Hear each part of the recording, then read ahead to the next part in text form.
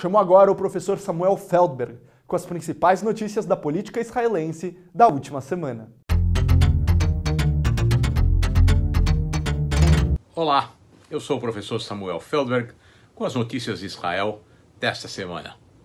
E finalmente iniciou-se a segunda etapa do processo eleitoral.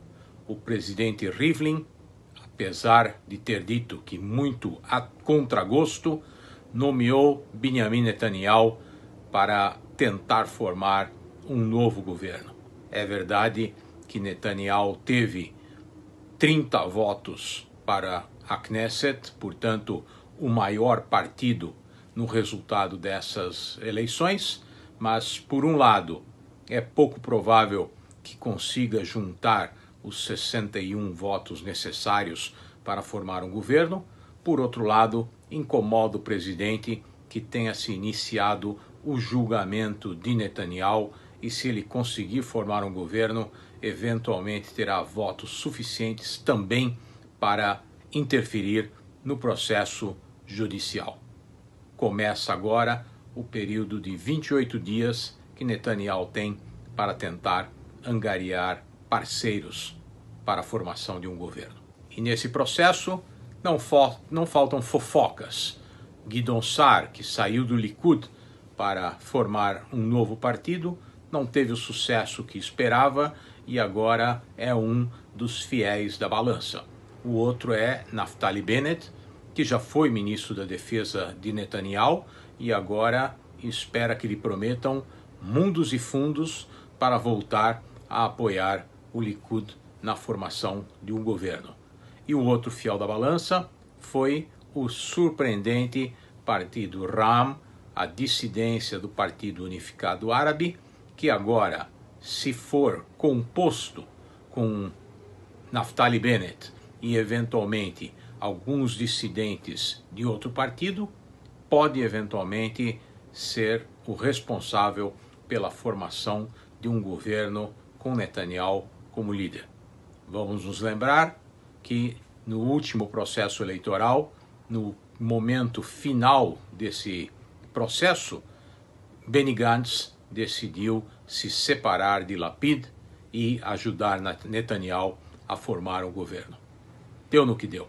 Na área de saúde, as coisas vão lentamente voltando à normalidade, as festas passaram e, apesar das aglomerações, não houve nenhuma consequência grave, há menos de 300 pessoas necessitando tratamento nos hospitais e, portanto, se entende que o país já conseguiu chegar ao que se chama de imunidade de rebanho.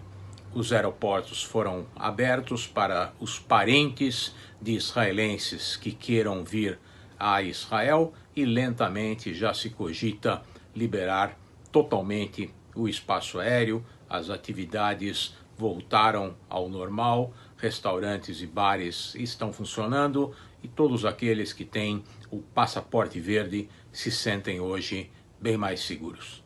No âmbito externo, duas notícias importantes. Primeiro, o presidente Biden decidiu por uma reaproximação com os palestinos, abriu as torneiras desse programa de reconstrução dos Estados Unidos e 75 milhões de dólares foram canalizados para a autoridade palestina, quase 200 milhões de dólares foram para a Agência de Refugiados da ONU, que cuida exclusivamente dos palestinos e que havia sido um processo que havia sido interrompido pelo presidente Trump e que os seus críticos dizem que ajudam a perpetuar a questão dos refugiados e utilizá-los como um instrumento político nas negociações com Israel. O outro aspecto que chamou a atenção nessa semana foi o ataque a um navio iraniano no Mar Vermelho que, segundo as fontes, servia de apoio aos Houthis no Iêmen e, portanto, representava uma ameaça iraniana na região. O fato de os iranianos e os americanos estarem conversando sobre o programa nuclear iraniano certamente representa uma preocupação para o governo israelense. Até a semana que vem.